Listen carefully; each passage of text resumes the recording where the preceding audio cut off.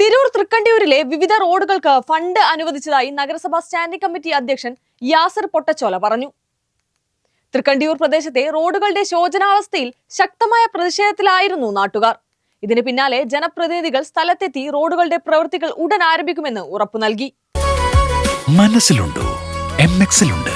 MX wedding centre, Valanchery, Pattambi, Koottanad, Koppam, Kechery. Thrikkandiyur പ്രദേശത്തെ പല റോഡുകളും തകർന്നത് മൂലം വലിയ യാത്രാ ദുരിതം നേരിട്ട നാട്ടുകാർ പ്രതിഷേധവുമായി രംഗത്തെത്തിയിരുന്നു. ഇതേക്കുറിച്ച് വാർത്തയും നൽകിയിരുന്നു. ഇതിന് പിന്നാലെയാണ് റോഡുകൾക്ക് ആവശ്യമായ ഫണ്ടുകൾ അനുവദിച്ചെന്നറിയിച്ച് കൌൺസിലർമാർ രംഗത്തെത്തിയത്. ഫണ്ടുകൾ അനുവദിച്ച റോഡുകളുടെ അളവുകളും നഗരസഭാ അധികൃതർ എത്തി പൂർത്തിയാക്കി. എത്രയും വേഗത്തിൽ തന്നെ റോഡുകളുടെ പ്രവൃത്തി പൂർത്തിയാക്കുമെന്ന് നഗരസഭാ സ്റ്റാൻഡിംഗ് കമ്മിറ്റി അധ്യക്ഷൻ യാസിർ പൊട്ടച്ചോല പറഞ്ഞു.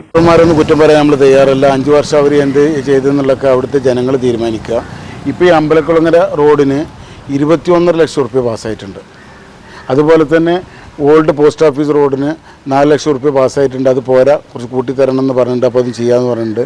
വിഷുപ്പാടത്ത് റോഡിന് വേണ്ടിയിട്ട് അവിടെ കോൺക്രീറ്റ് ചെയ്തതിൻ്റെ ബാക്കി സ്ഥലം കോൺക്രീറ്റ് ചെയ്യാൻ ഒരു 4.5 ലക്ഷം റുപ്യ അതും പാസ്സായിട്ടുണ്ട്.